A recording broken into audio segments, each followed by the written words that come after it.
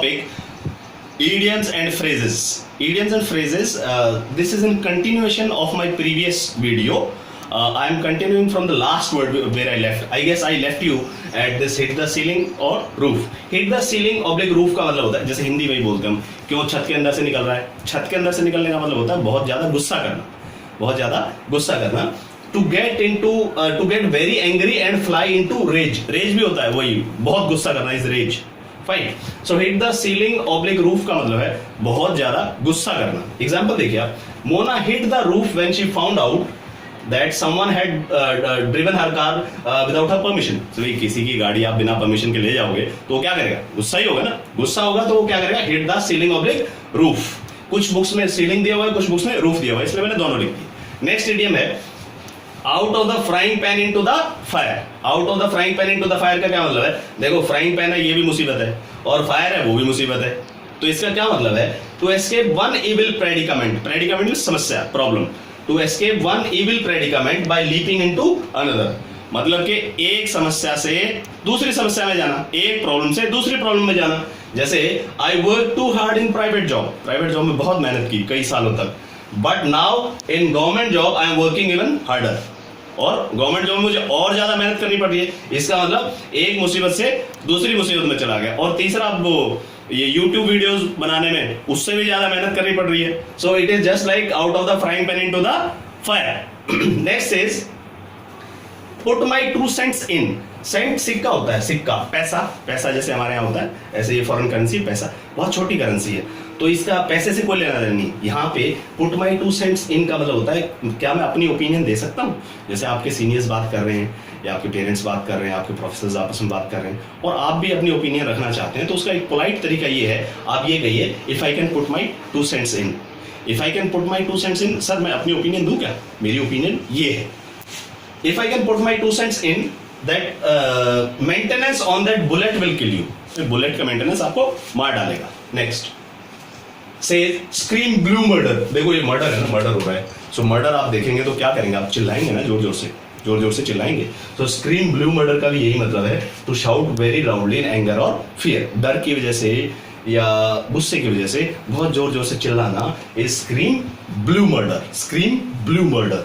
जैसे न्यूज़पेपर के रेट्स जब ऊपर हो गए, न्यूज़पेपर के रेट्स जब बढ़ गए, so the readers they started screaming blue murder.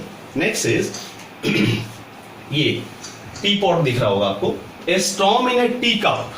Tea cup में स्टॉर्म आ सकता है. स्टॉर्म माने तूफान.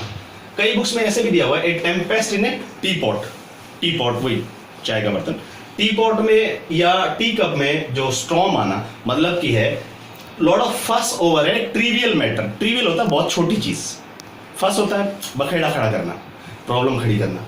लॉट ऑफ फस ओवर है ट्रिवियल मैटर. बहुत छोटी बात पे अगर आप बहुत बड़ी प्रॉब्लम खड़ी कर देंगे, जैसे वो हिंदी में बोलते हैं हम लोग, राई का पहाड़ बनाना. राई का पहाड़ बनाना वही होता है ए storm in a tea cup. The beef issue caused A storm in a tea cup because they related it with the religion. Fine. Religion से रिलेट होने की वजह से वो समस्या बहुत विकराल रूप ले गई. नेक्स्ट इज ये है ग्रास ऊपर. क्या है? ग्रास ऊपर. टिड्डा, टिड्डे को बोलते हैं grasshopper. Be knee high to a grasshopper. अब आप ये देखिए, ग्रास ऊपर पहले ही बहुत छोटा होता है, और ग्रास ऊपर के भी आप कहां तक आते हैं? नी तक, घुटने तक. कहां तक आते हैं? घुटने तक. तो ग्रास ऊपर के भी अगर घुटने तक आते हैं तो सोचिए आप कितने छोटे होंगे. छोटे यहाँ पे हाइट की बात नहीं है, यहाँ पे छोटे का मतलब young, very young, very young. जैसे to be very young, a grasshopper is an extremely small insect. The last time I came here I was knee high to a grasshopper. जैसे अब आप college में पढ़ रहे हैं, काफी छोटे हैं आप, ठीक है, आप मान लीजिए 20 साल बाद, 25 साल बाद उसी कॉलेज में विजिट करते हैं, तो आप बताते हैं कि I was knee high to a grasshopper when I was a student here. To be very young, to be very young. There is many a slip between the cup and the lip. ये cup है और ये lip है. There is many a slip between the cup and the lip. वही चाणक्य वाली philosophy है कि भाई जब तक कोई काम पूरा नहीं हो जाता तब तक आप उसके बारे में कुछ नहीं कह सकते. ठीक है, क्योंकि ये कप के बीच में और लिप के बीच में गैप है, और कुछ भी हो सकता है, चाहे गिर भी तो सकती है. तो कहने का मतलब क्या है? Nothing is certain until the action is finished. जब तक काम पूरा नहीं हो जाता तब तक कोई भी चीज सर्टेन नहीं है. जैसे हम आपसे पूछूं भाई आपका सिलेक्शन हो जाएगा, आप बोलेंगे sir I am preparing very hard, but there is many a slip between the cup and the lip. 100% मैं कुछ कह नहीं सकता. Next, carry coals to the castle, ये है कासल, कासल माने किला, ठीक है। और आप ये मान लीजिए कि कासल जो है, ये किला जो है कोयले से भरा हुआ है, और तो आप इसी में और कोयला ले जाके रखें तो क्या होगा? To do something that is obviously superfluous, जो कि एक्स्ट्रा है, सुपरफ्लुअस है। एग्जाम्पल देखिए, my brother suggested to give a watch to my dad on his birthday, but I told him that it would be like carrying coals to the castle as he already has 10 watches. अब पापा को भैया ने बोला कि birthday में क्या देंगे? वॉच देंगे, लेकिन पापा के पास पहले ही 10 वॉच हैं, तो मैंने क्या बोला? It is like carrying coals to the castle, जो चीज पहले ही बहुत है उसी में और कुछ ऐड करना, superfluous, superfluous extra, that is carry coals to the castle. Next is diamond in the rough, diamond in the rough. अब डायमंड ये है, लेकिन डायमंड जो है रफ होता है, उसको पॉलिश किया जाता है, पॉलिश करने के बाद, फाइन ट्यूनिंग करने के बाद उसकी कीमत बढ़ती है। जैसे आप लोग हैं, आप लोग भी वही हैं, someone with talent but lacking training और फाइन ट्यूनिंग। किसी के पास टैलेंट तो है पर फाइन ट्यूनिंग की जरूरत है। जैसे आपके पास टैलेंट है लेकिन आपको ट्रेनिंग की जरूरत है, ट्रेनिंग के बाद आप क्या हो जाएंगे? डायमंड। व्हाट्सएप स्टेटस आज ही अपडेट करो अपना, diamond in the rough. Fine, diamond है, बस थोड़ी सी पॉलिश की जरूरत है, चमक जाएंगे। she has got excellent dancing skills but lacks the grace, she is a diamond in the rough। तो अब वो क्या है? diamond in the rough है, somebody who is very talented but needs some fine tuning। then we have fall on your own sword। fall on your sword means to accept the consequences of some wrongdoing। भाई जो भी आपसे गलती हुई है, जो आपने गलत किया है, उसके consequences फेस करना, उसको मान लेना, स्वीकार करना, उसको बोलते हैं to fall on your sword. Example देखिए, it is better to fall on your sword as the teacher has gathered all the evidence to prove that you have cheated. आपने चीटिंग की है, आप मान लीजिए, स्वीकार कर लीजिए, क्योंकि टीचर ने सारे एविडेंस कलेक्ट कर लिए हैं आपकी चीटिंग के। नेक्स्ट बोलता है फिडल वाइल रोम बर्न्स। फिडल होता है वो ऐसा, वो क्या बोलते हैं उसको? वायलिन बजाना, fiddle. To do something irresponsible और ट्रिवियल और बहुत छोटा, तुच्छ, unimportant, insignificant during an emergency. So emergency के टाइम पे कोई ऐसा अनइम्पॉर्टेंट या इनसिग्निफिकेंट काम करना होता है, फिडल वाइल रोम बर्न्स। अब ये एक्चुअल स्टोरी है। स्टोरी क्या है? जो वहां का एम्परर था एम्परर नीरो जो था, वो जब रोम में आग लगी हुई थी, उस टाइम पे वो क्या कर रहा था? वायलिन बजा रहा था। क्या कर रहा था? आग लगी रहने दो, कोई बात नहीं, मैं वायलिन बजाने में बिजी हूँ, बाद में देखूंगा। सो ये क्या हो गया?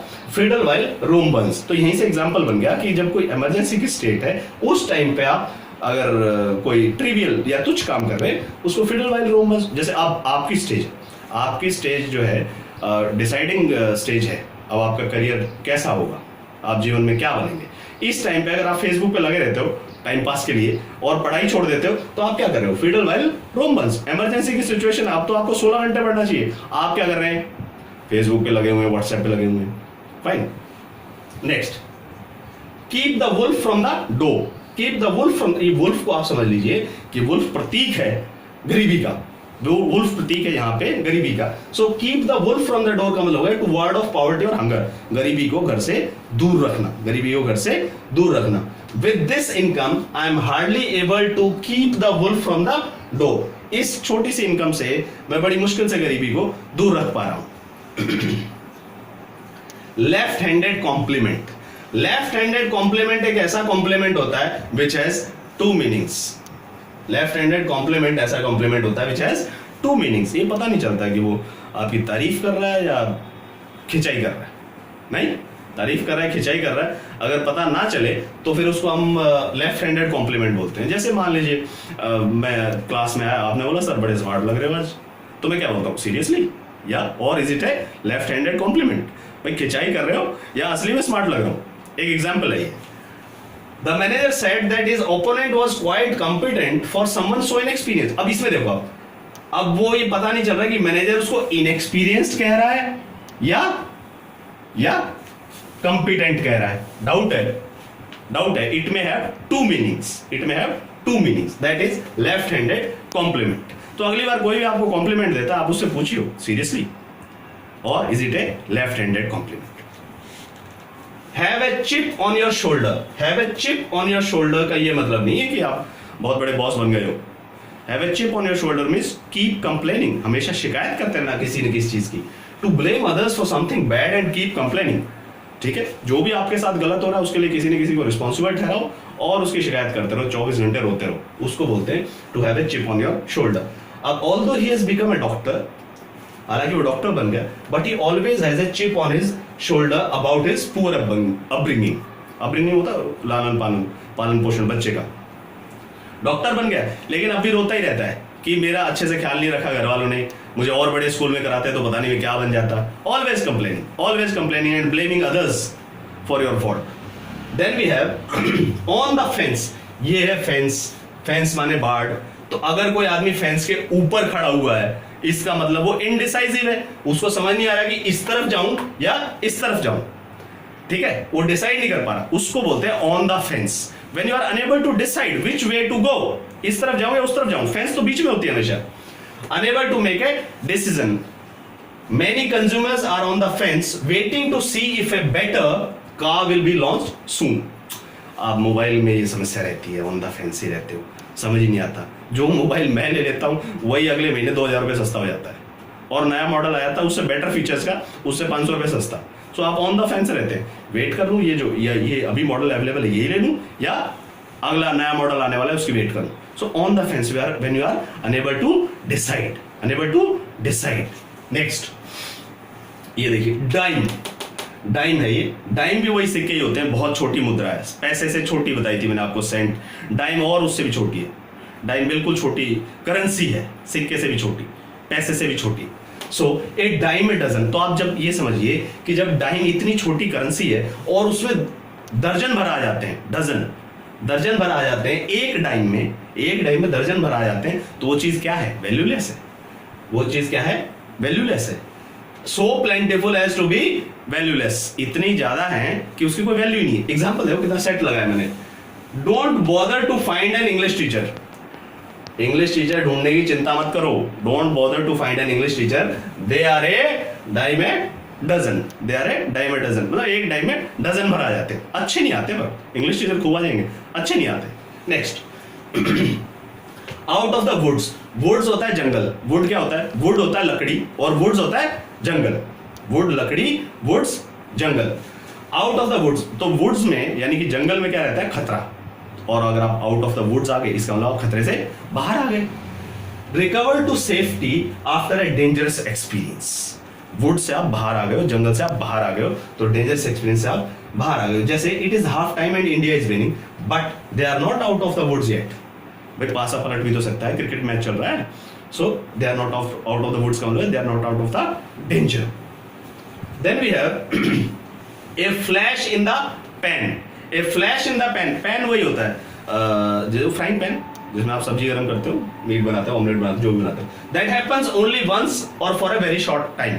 जैसे पैन जब आप खाना वाना बनाते हैं तो पैन में कई बार थोड़ी सी देर के लिए आग निकलती है, उसको फ्लैश बोलते हैं, थोड़ी देर के लिए, लेकिन वो बहुत टेम्परेरी होती है, कुछ सेकंड्स के लिए होती है। अगर आपने खाना बनाते हो या बनाते हुए देखते हो तो उसमें फ्लैश इन द पैन होता है, लेकिन वो कुछ समय के लिए होती है, बहुत मामूली सेकंड्स के लिए। सो ए फ्लैश इन द पैन का मतलब ये होता है that happens only once or for a very short time, when I uploaded my first video, some students asked me, sir regularly आप ये वीडियोस अपलोड करेंगे और is it A flash in the pan कि एक दो video आपने upload कर दिया और फिर छुट्टी? नहीं, आई एश्योर्ड देम कि रेगुलरली आते रहेंगे। अभी भी आप देख सकते हैं मेरे 15-20 वीडियोस होंगे और टॉपिक्स को मैं धीरे धीरे बढ़ा रहा हूँ, लेकिन सभी जो वीडियोस हैं वो एक दूसरे टॉपिक से लिंक्ड है। So you must go to previous videos for knowing the connection between them. A flash in the pan मैंने आपको समझाया, क्या कोई बहुत थोड़ी देर के लिए कोई अगर चीज होती है। तो नेक्स्ट बोलते हैं a flash in the pan। Flash in the pan के बाद अगला है from the horse mouth। किसके माउथ से? हॉर्स के माउथ से, घोड़े के माउथ से। भाई आपने कोई नई जानकारी दी कि ऐसे ऐसे होने वाला है यार, तो आपने उससे पूछा भाई कैसे, तुझे कैसे पता? तो उसने बताया I have heard it from horse mouth. मैंने कहाँ से सुना है? हॉर्स माउथ से सुना है। इसका मतलब किसी रिलायबल या ऑथेंटिक सोर्स से सुना, जिसको आप ट्रस्ट कर सके। कोई भी जानकारी आपके पास है, आपने बताया I have heard it from horse mouth, इसका मतलब आपका जो सोर्स है वो रिलायबल है, ऑथेंटिक है। Fine, that was all for the day. This was idioms and phrases 2. Let's meet in idioms and phrases 3.